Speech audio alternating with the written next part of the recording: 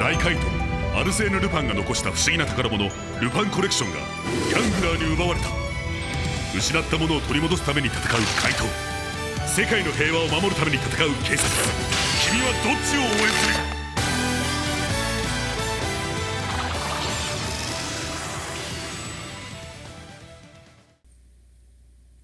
？Hello and welcome to LupinRecap vs. PatReview, the podcast that's stirring up a storm. I'm your host, Lokamasi, and with me is my lovely co-host, Fefner Masamune. Alright everybody, get out the vacation juice. It's time for another episode. And today, we're talking about episode 33 of Lupin Ranger vs. Pat Ranger. But before that, I wanted to talk a bit about filler, with about 1,000 quotation marks on either side.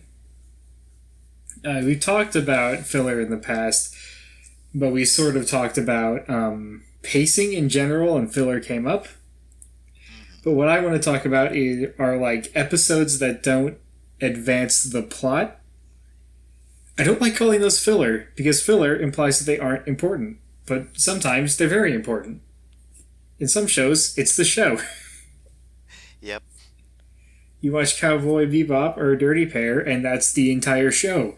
Because Dirty Pair doesn't have a plot, and Cowboy Bebop's plot is in the first episode, the last 2 episodes, and 2 episodes in the middle. Spike's thing is that he is the one with the actual plot. It's his characterization. Has about. I say Ed's the main character. You can't stop me, because Ed has more episodes than Spike. I mean, the moment Ed leaves, everything falls apart, so he might be right. Yeah. Ed went to go star in their own show. Ed leaves and someone fucking dies, or maybe doesn't, who knows? We'll never know. Well, someone died. The question is if Spike also did. Spoilers for Cowboy Bebop, to our one viewer who I know has seen Cowboy Bebop. Was the body count many or many plus one? But yeah, I'm sure I've already made my positions on this clear. I think people are overly harsh on so-called filler. I've been listening to Sex Archie again, and I know Grant and Elena really like Riverdale, but Riverdale is a show that doesn't have filler. Something happens every episode, and let me tell you, having only listened to the recaps, sounds like a mess. Like, there's a lot that just sort of doesn't have time to breathe, and a lot of plot points kind of fall flat because they keep moving on to new plot points. Mm-hmm. So you can make a show that, you know, all killer, no filler, but that's not a good idea. You can make it work, but you really need to rely on moments, entire episodes even, where, like, things don't progress and people just sort of deal with what happened. Yeah, if you want to do only plot, you have to make sure you have, like, a really stellar plot, because if you think about it, no story has actually ever been good. Because nobody will ever say a story is good. I feel like most people just say, it's bad. And I don't know what people are looking for half the time when they say that. Like, order of events is actually kind of boring. And you have a degree in writing, so when you say that, yeah, like, you're an expert. Like, seriously, if you want to just focus on plot itself, you do kind of want to make it really interesting, but, like, you know, the story itself overall is made up of whatever you want it to be, so, like, you can have a story that does focus on smaller events or characters or whatever have you, and just because maybe it's not the most original sequence of events ever created, that doesn't mean it's bad. Yeah. The episode we're covering today has an incredibly stock plot, and is probably one of my favorite episodes of the show. Yeah, I think typically most people have a problem with filler because it has been badly done before. Mm-hmm. I don't mind the idea of just, like, adding stuff, like, you know, the usual example is, like, you have a manga, and then it gets adapted into an anime, and then they have to add more into the anime. And that can be a problem if it doesn't actually really fit.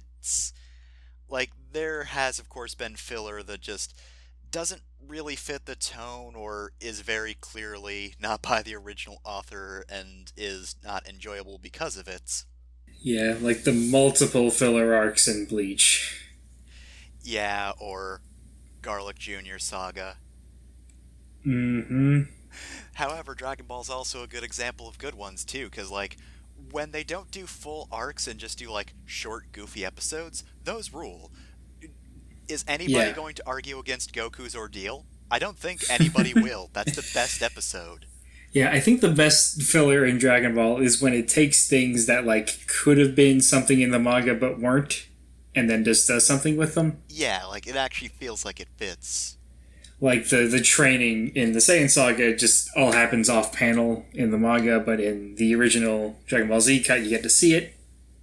And it does actually feel like it bridges the gap between old Dragon Ball and Dragon Ball Z pretty well, because it kind of feels like those older episodes, but, you know, a little more in Z style, it's with Gohan instead of Goku, that sort of thing. The transition from Dragon Ball to Dragon Ball Z was not overnight. Like, there's a little bit of Z in Dragon Ball, and there's a little bit of Dragon Ball in Z. It's not like GT, where the switch is flipped. Oh, God. And, like, the second GC starts, it is now GT, and it's awful. Yeah, now, GT, that's an example of bad filler, because It's awful. Toriyama made Super Saiyan 4, and that's pretty much all the input. And Did now he make Super Saiyan 4? I don't think he did. Oh, he didn't? Okay, so he just did the logo then? He designed Pan. Okay. He drew new art of Goku, but because Goku's slightly redesigned. Yeah. And then he drew Trunks' outfit. Okay. But I feel like he designed Goku, Pan, and Trunks, which is kind of like two of those is kind of obvious. But I mean, like, they're GT designs. And I think he made some of the monsters and the machines. I think he made Giru, the robot that's awful. Yeah, Giru. Yeah, it makes sense. I could see that being one of his designs, but yeah, not to say that like Toriyama is right 100% of the time, but oh boy, the people who did GT did not know Dragon Ball well at all. There's one good moment in GT, isn't there? There's a single solitary good moment. It's when Piccolo is trying to get sent to hell. Yeah, that's actually legitimately good. Just shouting, evil, I'm evil! evil, evil. That's so good. But yeah, just... This is not to be a Dragon Ball podcast. Talking about Dragon Ball. One other good example of filler is JoJo, because technically speaking, there is filler in the newer JoJo anime, but the thing is, it's actually typically like stuff Araki wanted in originally, but couldn't really fit in, and like I think most of it, if not all of it, is done with his supervision. Like, one example I know off the top of my head, the phone call in the submarine during part 3 wasn't in the manga, but it was in the anime, and that was actually Araki's idea. That's a really good scene, actually. Finally, 30 years later, Suzy Q gets character development. Yeah, it was good for Suzy Q, it was good for Jotaro. It's just... It really, made the image of, dudes on a road trip click with me. Because it's like the old man's calling his wife. Nobody make fun of him.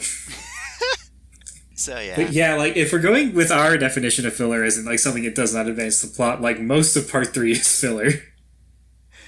Because it's just fights. Yeah, really, the plot is going to Egypt. Oh, can't go by that route. Gotta take this route. Oh, can't go there either. Gotta take this route. Yeah, that's why the old OVAs skipped 60% of the plot.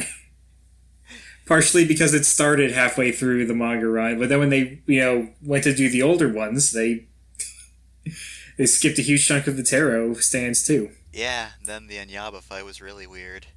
Yeah, because the stuff between Polnareff's fight and entering Dio's mansion, I'll say Pet Shop. The stuff between Polnareff and Pet Shop doesn't matter. Because, no one develops new techniques, no one really changes. It's JoJo, so there's no character development. I love JoJo, but Araki has good characters, but he does not have good character development. Yep. But yeah, like the only other filler-ish thing I can think of is just like the entirety of the Pokemon anime. Like, I mean, look at Pokemon plots That's until a Gen really 5. good example. They didn't have any, so like Pokemon has to make up pretty much everything because it has to make its battles interesting because you can't just base a Pokemon anime on the mechanics of Pokemon. That would be really boring. So, yeah, they have to spice it up in a lot of different places, and sometimes it works, sometimes it doesn't. They kind of have to fly by their seat of their pants with this sort of thing. Yeah. Part of the problem, like, it sort of depends on how you're viewing something. When you're binging something and you have to watch a bunch of episodes where nothing happens, it can be really annoying. And it can also be annoying to like wait a week to get an episode where nothing happens, but it's also been a week since you've seen it, so it's not as obvious that nothing is happening sometimes. Back before the internet, like it was just sort of standard that, TV executives thought people are going to forget what happened last week. We need to do a little bit of reminding them. So yeah, for something like Pokemon, where like it aired on Saturday mornings, and kids were just expected to turn on and watch a Pokemon adventure for Saturday, like they can just do whatever. It doesn't have to advance the plot because they're not really keeping track. Yeah, it just always opens up on everybody walking, because it's most of the plot, travel. And it's sort of a similar deal for Sentai, where we have an end goal, but we don't really have a plot. We have hooks, we have character arcs, but to say that there is a grand plot, I think, is kind of not true. Yeah, sometimes, the grand plot itself is alright, but, not really what you're there for. This isn't Ava. So, I'm reading, I've read Water Margin. The actual plot of that doesn't start for like 30 chapters. It's when Song Jiang gets drunk and writes some poetry, and some guy comes across and is like, that fucker's planning rebellion, isn't he? Which is amazing in its own way, but also, like, Water Margin is clearly more about characters and just everybody being dumbasses and getting drunk and fighting a lot. About 108 of them. Also, you said Water Margin, and my brain went Watership Down. And then you said Then you said Song Jian, and I went, huh. I remember that, rabbit. And then I went, oh, she said Water Martian. Also, are they really that different? A charismatic young leader just takes a whole bunch of people and fucking runs in the mountains to start his own. And then a huge chunk of them die in the end. You make a good point. 108 Rabbits of Destiny. Big Wig is just Tetsuyu. Anyways, this is the most obscure reference. We're making jokes that require you to know stuff about Water Margin and Watership Down. Hey, were you a fan of Suikoden who just decided to fucking buy an ancient Chinese story because of that? Well, guess what? We've got, 2 jokes for you. No, I'm the other half of your experience. I'm the dude who was a fan of Dynasty Warriors that picked up Romance of the Three Kingdoms. I mean, hey, I guess they get you reading, so you know what? Video games are culture all along. We're going to move on to the summary of the episode here really quickly, but I want to point out my favorite line of Romance of the Three Kingdoms because I just remembered it.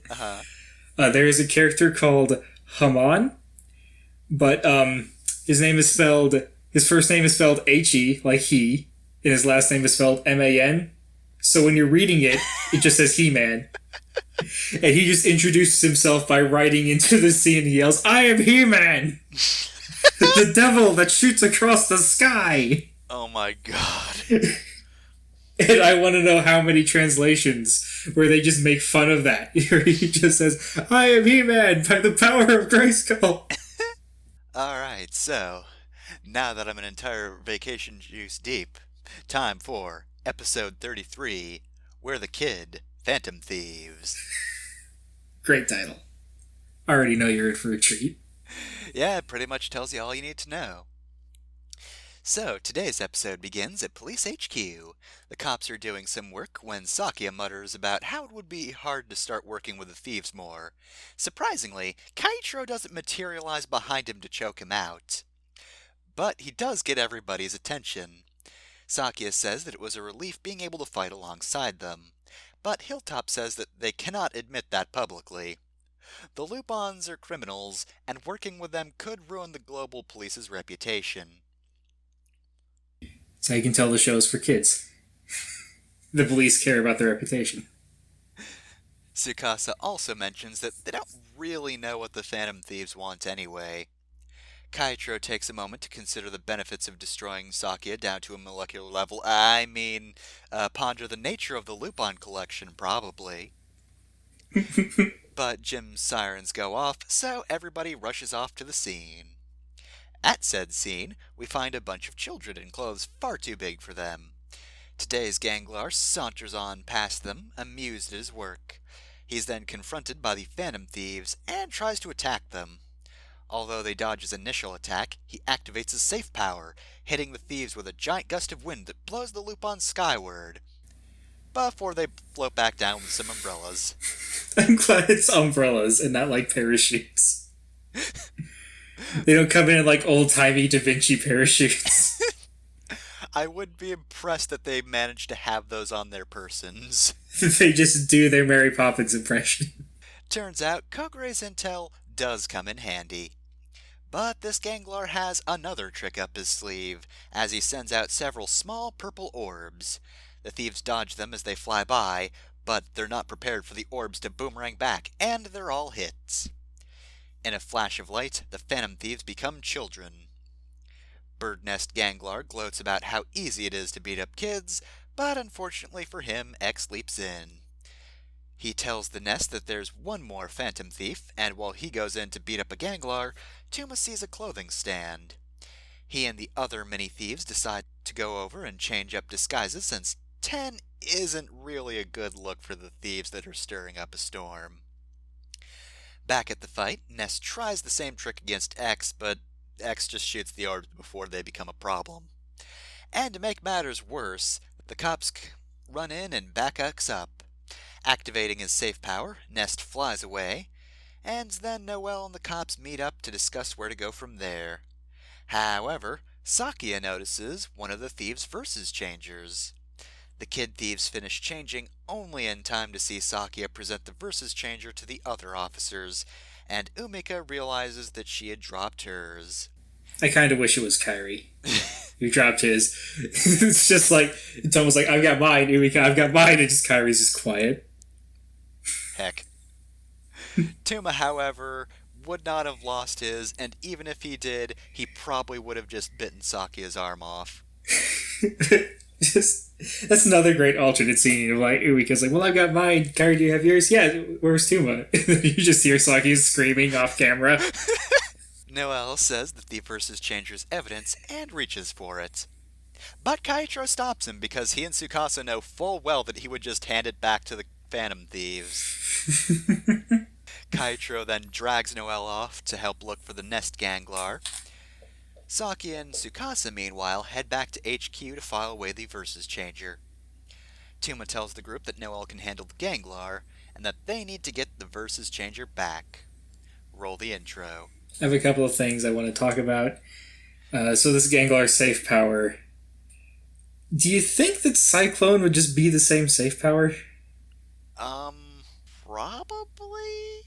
It's not really done much else outside of being a vehicle. Yeah, like, I would think maybe, like, his makes one jet, but Cyclone can make 2 jets. Yeah, that's because it opens up like that. And then I don't even know what Biker would do. Biker, the safe just opens up and you get hit by a yo-yo. Yeah, we've not seen Ganglars use the VS vehicles, but we know that they had them at one point. So presumably they're not useless. Presumably they would drop you straight to hell, so it's a good thing the Ganglars don't have them. Because the Ondo brothers, I think they're called the Ondo brothers, the Sheep brothers had Crane and Drill. Crash Brothers. I think their last name was actually Ondo, which is why I call them the Ondo brothers. Like, they had Crane and Drill, but we don't get to see them use it. Was that from a lack of trying, or is there just some special reason they can't use them? Another thing I want to mention, we've already seen Kairi and Umika's child actors before. Mm-hmm. They're the same actors that played the child versions of the characters in flashbacks. Makes sense. This is the first time we've seen teenage Toma. This wiki consistently refers to him as teenage Toma. I feel like that's... He's definitely older than the other two Phantom Thieves, but I would have... He might be like 12, a week away from his 13th birthday. Yeah, I was... Very technically teenage. Well, I mean, if they can call Teen Gohan, if they can call Gohan exactly. Teen Gohan when he's 11. It's dumb. Adult Gohan should not be the one in high school. It makes no sense. Mm-hmm. But Toma's child actor actually has a history of playing Sentai children. He was a child version of the Red Ranger in I'm not sure if I'm pronouncing this correctly. Tokuger. There's a Q in the middle of this word, but it's capitalized, and you're supposed to say Q and not pronounce it. All right. So I think it's Tokuger. It's one about trains. He was a Red Train Ranger. Ah, Noel's favorite. Yeah. Trains come up a lot for some reason. I get dinosaurs. I don't understand why trains keep happening. Big train fans in Japan. I mean, it makes sense. They got good trains. We resume during the Kid Thieves' dastardly plot, already in progress. Tuma catches up with his Sakia and Tsukasa and tell them that they're on a family trip, but they were separated from their parents. Kairi comes in, crying, escorted by Umika. Tuma asks for help, but Tsukasa just wants to take them to a police box. Not helpful at all. Kairi then thinks quickly and grabs her by the hand and calls her mommy, which Tuma explains is because she looks like their mother. Sakia says that they should look around a little bit, at least while Jim tracks down the Ganglar. Tsukasa looks back, and her heart is instantly melted by Babby Kairi. It's interesting because Tsukasa has the he's so cute moment, but I do like how before that moment it was the female character that was like, no, we have to stick to our job, and the male character that wants to immediately abandon the job to help children. It fits with their characters so far. Yep. But then so does this, what Tsukasa's doing right now. Yeah, Tsukasa likes cute things. We've had episodes dedicated to that fact. Back at the office, Sakia leaves the kids with Tsukasa so he can go file the Versus Changer away. Tsukasa lists off the Kid Thieves' fake names, Toru, Fumiko, and Kaiji. I really wish it was just Toru, Fumiko, and Kairi. Kairi couldn't think of it. What if his fake name is Riku, though? Or Sora. That would kick ass, actually. You know, I can totally see Kairi being a Kingdom Hearts fan. That's another thing of, in Japanese media, fake names seem, easier for other people to swallow. Because, to my Anglophone ears, it's really obviously you just took your real names and swapped a syllable out, but, that happens a lot more often with Japanese names, I think. Yeah, these are completely different names. Yeah, but, from my point of view, this just sounds like a guy named Tim trying to pass himself off as Jim. Fuck off.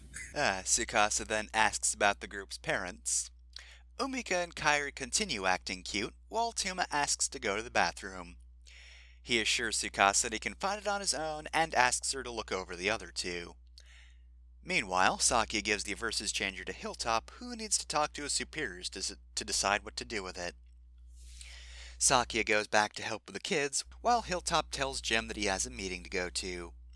But Jim frustratedly tells him that he's busy searching for the Ganglar, and that he should leave the Versus Changer on the table behind him. Once everyone but Jim is gone, Tuma sneaks in, but is quickly noticed. Thankfully, Tuma only needs to tell Jim that he's one of the lost kids, and Jim's attention turns back to the computer. With Jim contacting Tsukasa, Tuma reaches for the Versus Changer, only for Hilltop to come in having forgotten something. Hilltop gives Tuma the kid a strange look, and we cut over to Kaichiro and Noel. I do want to see the alternate version of the scene where Toma manages to get the VS Changer and he has to take Jim hostage. Don't fuck with me, I'll shoot. I just really want to see Jim in a hostage situation. He wouldn't deal with it well. Kaichiro brings up their duel and asks if he and the other Lupins are after the same thing. Noel decides to be difficult and not give an answer, though this time it's because he and the others don't know exactly what will really happen. And with that, he changes the subject back to the gangler at hand.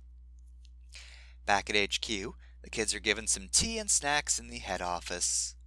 Right where they need to be, but alas, there's a few too many people for them to just nab the versus changer. Tuma apologizes, but tells them that he'll top-lock the versus changer in the drawer to keep it out of the reach of children. Kairi gets up to take care of the Tsukasa problem, which he does with ease by asking to do origami with a smile. Tsukasa excitedly brings him over to the table, while the other two kid thieves remark about this bold strategy. With Tsukasa distracted and Kairi dying on the inside, Umika and Tuma loudly declare their intention to play hide-and-seek. While Tuma counts, Umika goes behind a desk and uses her versus vehicle to unlock the desk drawer. Before we get too far into an amazing scene, I want to point out a translation thing that I noticed and kind of like. Over time, it just translated Kairi's origami request as a bear. But he says Kuma-san, so like it's Mr. Bear. Oh my God. I'm not. There's no translation I know of that says Mr. Bear, but I think Overtime says like a big old bear. Because like they've caught on of like, oh, he's not just saying Mr. Bear because the Mr. is important. The thing is he's asking for it in kind of a cute way. Yeah.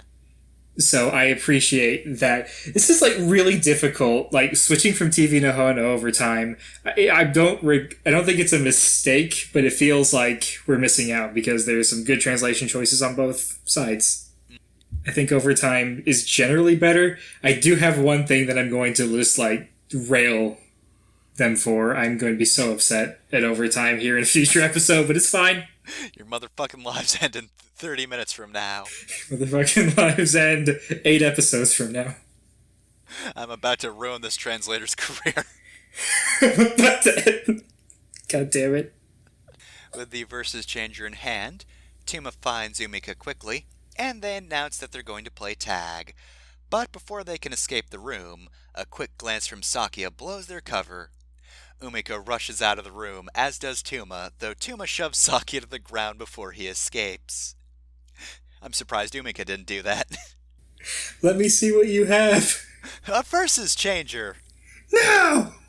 This scene is great because I need my cheat sheet. Ryo Yokoyama and Kazusa Okayama really sell the whole like this child just ran out the room with a gun. Mm-hmm. They're more just like nervous and scared. They don't feel threatened and they're not upset. They're just it's such a good like concern. They're so good at acting concerned in these scenes. It's really good. Yeah. But yeah, that being said, both of them should have shoved him over. Umika should have shoved him, should have gotten back up, then Tuma should have shoved him. Yeah, Umika shoves him, Toma shoves him. Before he gets up, Kairi runs over and kicks him. Everyone starts freaking out, and Sakia goes running after the pair.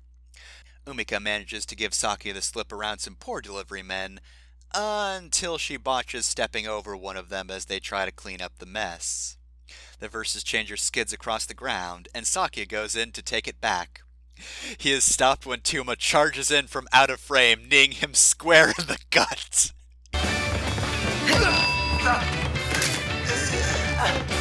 He grabs the versus changer and makes for the exit. I want to upload a file of this episode that's exactly the same, except the second Toma kicks Sakia and starts playing Fuck the Police. Just really loudly and bass boosted. I feel like it's really hard to see. This is the filler thing. I want to give this moment room to breathe because it's the absolute best moment in this episode. But like, what can we say? It's amazing. Beyond this child just kicked a cop in the chest, jumped up to kick him, and then stole a gun from him. I do really hope you can get a gift for that. This episode needs it. Oh yeah. Elsewhere, Nest appears atop a building, sending the local populace into a panic. But Kaichiro and Noelle arrive on the scene, ruining his fun. The two Kaisatsu change, and they begin their fight. Back at HQ, Tuma makes it out of the building with the Versus Changer in hand, but Tsukasa's somehow ahead of him.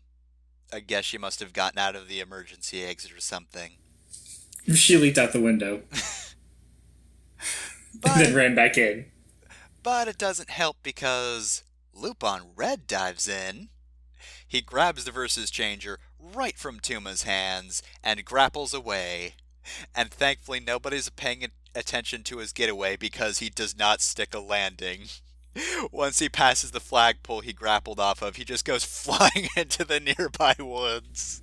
Like, face first. I completely missed that when I first watched this episode. Oh my god, that would have been the best moment if Tuma did not kick Saki in the guts. Yeah, this episode needs, like, just a couple more comedic edits. It needs the Wilhelm scream when he starts going down. Yeah, the visual comedy in this one is actually really good. Actually, the Wilhelm scream wouldn't quite fit because of the way he falls down. It'd be more like the Goofy yell.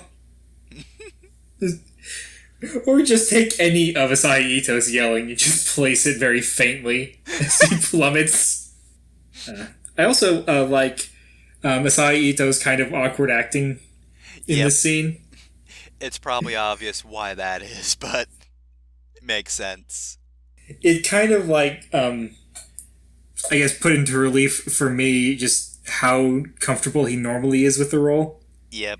Because it is so weird hearing him being uncomfortable at all as Kairi. Yeah, he is very stiff in this scene.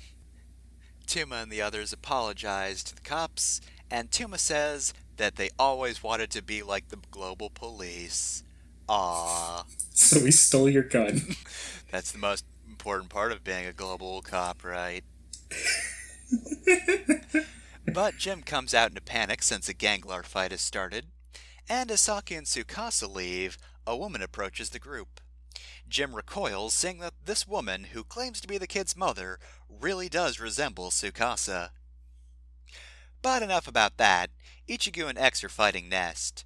Nest tries the old Kid Orb attack, but X shoots them all before informing Ichigo of what they actually do. But instead of giving up here, Nest fires orb after orb at the pair.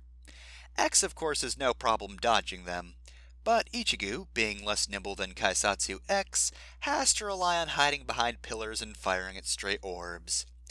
Which means that once he's thrown into an open area, he's completely at Nest's mercy. Nest prepares to turn Kaichiro into Child Row. Child Row? But Sango and Niku dive in and fire at will, knocking Nest to the ground. They all fight, and the three Rangers prove to be way too much for Nest, as he's unable to use his natural power with people shooting him constantly. I do love the image of Nigu just like fucking diving behind him and shooting him in the head.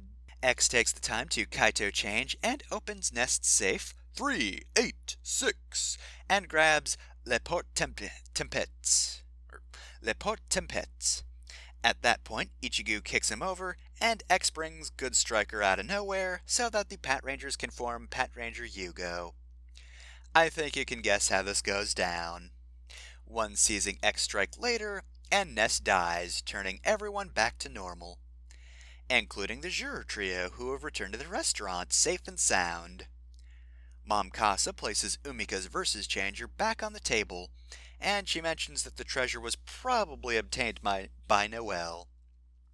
We then flash back to Kairi, who, as you probably guessed, was Kogure in disguise. Fake Kairi then changes costume into fake Tsukasa Mom, and in the present he removes that disguise as well.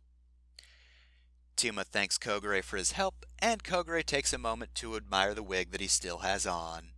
Back at the fight scene, Gosha's gotten out of bed to bring Nest back to life. And then she went back to bed.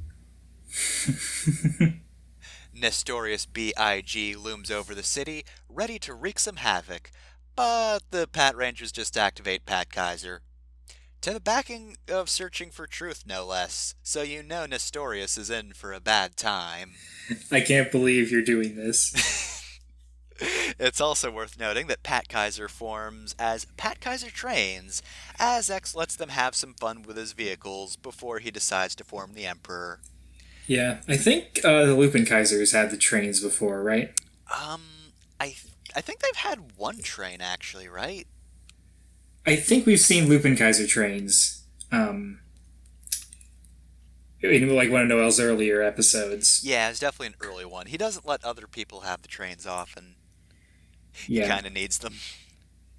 I think this was the moment that everyone realized Sugar Machine Splash is never coming back to the Pat Rangers. The Pat Rangers drove them away. Which I'll save this for the post episode, but I have just, thoughts on that. Anyway, Searching for Truth. I prefer Lupin Ranger Here We Go, but Searching for Truth is a really kick-ass song. It is really good. It's just unfortunate that Here We Go is the best song, just in general. Yeah. It doesn't even have the same thing where, like, I cannot remember any point where Dao Mawase plays. I know it does, but I can't remember the, points of the episodes where it does. I remember when Chase You Up plays. Because it always happens at, like, a good heroic resolve moment. Yeah. Like, it's always meaningful. It's not just cool. Yeah. But Searching for Truth doesn't have the same, effect in its usage. But that's just because the big fights rarely do have that. Yeah. Like, this is the point of the fight, you know they're going to win. Nestorius really doesn't stand a chance. Yeah, my favorite part of Searching for Truth is when they yell SOS. I don't know why, I just like that part. Pat Kaiser switches to Pat Kaiser Strong Biker as well.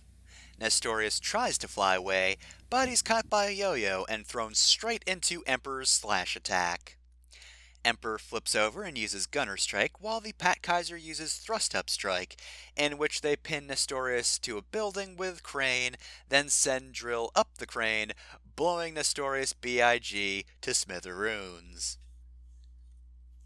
Back at Police HQ, Saki and Tsukasa apologize for losing the Versus Changer, but Hilltop also takes responsibility for the accident, since apparently he didn't lock the drawer. He did. It's a good thing the Versus vehicles don't, make any noticeable change to the lock when they're used. Because that would have blown their cover. Jim also apologizes and head desks, since he's supposed to be so functional, and yet here they are. Outsmarted by a child. It's like this every other week. But Kaitro is the one to pick the team up today, as he reminds them that the children were at least returned to their mother. Kaitro's just always working with information that's not actually true. Last time was the Hot Springs episode, where he tried to cheer up Kairi. Oh well, at least nobody knows the actual truth here. Everyone perks up, and Noel offers to treat everyone to a meal at Juror. When the team asks him why, he says that the staff there will think they earned special treatment for helping some kids return to their mother.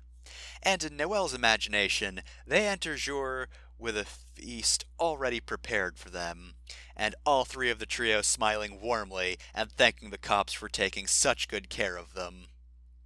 The rest of the cops mostly look confused, because it doesn't matter if the Juror trio were secretly the lost kids in question, they will never be that thankful. Noel just wants everyone to be friends.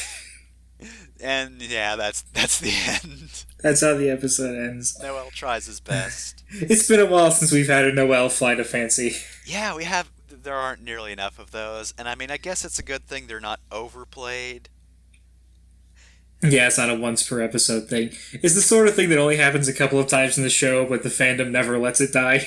Yeah, it's like Joseph's "you're about to say" thing. They actually use it just enough so it's not overused, but it's inseparable from the character. I think the "you're about to say" gets used quite a bit more often. A little bit. Definitely in the surrounding game adaptions and stuff. Well, the first time it shows up, it dominates the scene. Oh, yeah. Because he just dictates a conversation to himself. Yep. But anyways, that was the episode. Let's start by talking about the Ganglar. Why is he so fucking creepy? Well, he's not quite a Lessie, at least. I mean his design. Why does he have a nest of dead baby birds on his head? You know, I didn't even notice they were dead. They're skeletons. There's just baby bird skeletons on his head, like 5 of them. Look, I've seen enough living in skeletons in media that seeing just skeletons on their own half the time does not make me think, death. That's just, that's his aesthetic. I want a toy of this guy that you push a button, the birds sing, and they sing spooky, scary skeletons. I actually looked at Envy's Wikipedia page. Apparently, his costume is a redesign of Labrum Jaws.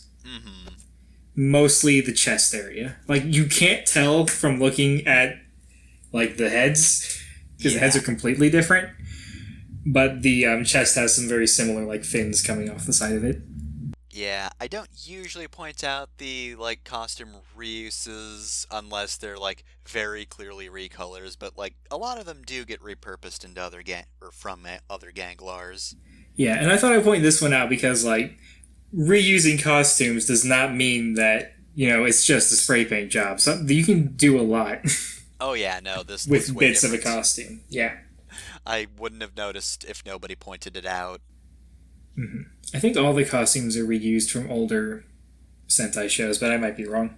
But yeah, he has one of the most boring safe powers. Yeah, it's just, here's a cyclone. I'm a shit airbender. Fear me. Yeah, it's never really useful for him ever, especially since he can, like, actually fly. He uses the safe power the first time he flies off, but then he can clearly just fly when he's giant, so, like, he can I can always do this, by the way. So, yeah, it's really never a huge issue. It's pretty much just the setup for that one joke at the start where the Lupin Rangers already know about the safe power. His natural power is more interesting. It's the inverse of that other Ganglar from a few episodes back. Oh yeah, but he barely used his. Yeah, this is why they were saving it for this episode. Yeah, nobody wants to see the old person episode. Who wants to see the senior Pat Rangers? Nobody. So, I've heard people describe this as the sister episode to episode 11. No. This is the way... Well, hold on. This is 1,000 times better to start with. But also, it's another, like, stock plot where the Rangers have to go through wacky hijinks. So, the Pot Rangers had to deal with gender swap, which our feelings are clear. Yeah. This was a lot funnier because they were telling jokes that are actually funny and land. Yeah, and you know what? They actually did the whole kid plot pretty well. Because, the Jur Trio have their same personalities as they do. They still end up doing, like, kid things, but that's part of the plan, so it doesn't end up being, like, obnoxious or anything like that. Yeah, and there's no fucking awful, creepy scenes. Yeah. Like, the closest is when Tsukasa is hugging Child Kairi, and Kairi's, like, freaking out. But it's not like, oh no, this is hot. It's like, oh. Yeah. I've opened the floodgates. Oh no, this woman's too enthusiastic about cute things. I was trying to be charming, but now I'm turning into a stuffed doll right in front of her. I failed. But yeah, but even, like, the quick gag of Kogure taking off most of the Tsukasa disguise, but not the wig. That alone is better than the entirety of episode 11. Yeah, he just appreciates having hair again. He doesn't have much of it. So yeah, I guess it is a shame that for this supposed duology of episodes, yet again, the Lupin Rangers get the better version. Despite the fact that, like, it is mostly actually a Pat Rangers episode, they do all the fights. Don't forget the ultimate fight pay-per-view match of the century of a child versus a cop. The cop loses. And easily. And he just sort of gives up. Yeah, he It doesn't even approach when Tsukasa heads off Tuma. Yeah, he doesn't even, like, alright, Toru, we're gonna let you go, but I need to have a talk to you about assaulting officers of the law. The next one's not gonna be so nice. He just knows not to fuck with him now. Tuma didn't even need to T-pose to establish dominance here. That's how powerful he is, or how weak Saki is. Could be both. You made the joke when we watched the episode. It would have been, like, a completely different episode if, like Kairi and Ubika had changed enough from being kids, but Toma just ran up and kept beating the shit out of the Gangler, because he's still ready to fight. Kairi and Ubika kind of check out as far as fighting goes when they're children. Toma's ready to throw down at any given moment. You know, that is kind of a new detail, because, like, I don't think we've ever seen Tuma younger than... Well, we obviously haven't seen him as a kid, of course, as you mentioned at the start, but, like, I don't think we know anything about him pre-Aya. Yeah, we know he didn't like cooking, so I literally don't know what he did. He probably just stared at walls all day. But yeah, they don't revert to their, like, child personality, so we still don't know much about pre-Aya Toma. I do like the idea, though, that Kairi was always aware of how cute he was as a kid and knew how to take advantage of that. Because he immediately jumped on that. Like, he had to have done this before. That does explain a lot about Kairi, to be fair. For my notes on things to talk about, I just have character stuff with a question mark, and the only thing under that is Toma fucking kicked a cop. That's the most character development in this episode. Yep. Toma did in fact listen to NWA in his youth. So the thing that I wanted to bring up, because whatever, I'll bitch about this now. I realized something regarding Trigger Machine Splash. So, viewer at home who thinks that Trigger Machine Splash was supposed to go to the Power Rangers initially, I want you to look at the other Trigger Machines. And notice how much white is on those machines. And then look at Trigger Machine Splash and realize it has no white on it whatsoever. It's a trigger machine, but it's designed like a dial fighter. And that's mostly a solid, bold color. Dial fighter magic is kind of the opposite because it's an off-white, but it's still a solid color and not designed the way the trigger machines are designed. So given that, I no longer think that Trigger Machine Splash was ever intended to go to the Power Rangers outside of the universe. From a metafiction standpoint, I think it was always supposed to go to Lupin Rangers, except trying to divine what happened outside of the show by reading the stuff in the show is fucking stupid. So really, I should just learn Japanese and send Toei a goddamn letter.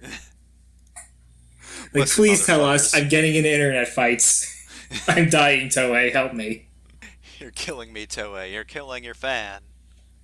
But no, my main thing with that is that I just wanted to point out that not all the evidence points to Power Rangers are supposed to get it. Mm-hmm. There's even some stuff just within the conceit of only looking at things in the show. Some suggestion that it was supposed to go to Lupin Rangers. I don't know. Color coding in this show, I don't know, that seems kind of unlikely.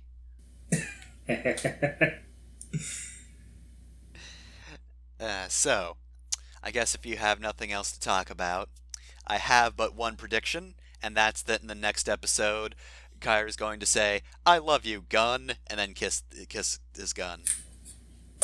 Yeah. We did... I don't want to say we waffle on this, but we, like, frequently break our rule of not talking about the next episode preview. I kind of want to talk about the next episode previews. I fucking freaked the hell out when I saw it. It's a gun. The next Lupin Collection piece is just a gun. My God. Like, part of that is the fact that it's apparently one of Arsene Lupin's favorites, so Arsene Lupin just got a gun and was like, "Yep, I like this one." He picked the gun up and Careless Whisper started playing. And the other thing is just like, we have a whole lot of trigger machines and dial fighters that are various vehicles or, weapons that aren't guns because they normally just have guns, and yet here we just have a gun. Yes, and it has a trigger because it's a gun, but it also has a dial on the back. But it's solid red, so Yeah. we can guess which way it's going. So yeah, next time, Magnum. God, I can't wait. Lupin Magnum is really good. Next episode is really fucking good. Lupin Rangers got a bow, and now they have a gun. I'll defeat you with the power of friendship and also this gun. They have so many ranged attacks.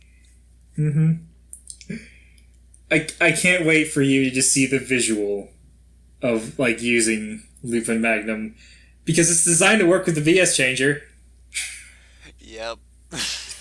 Just yo dog, heard you like guns.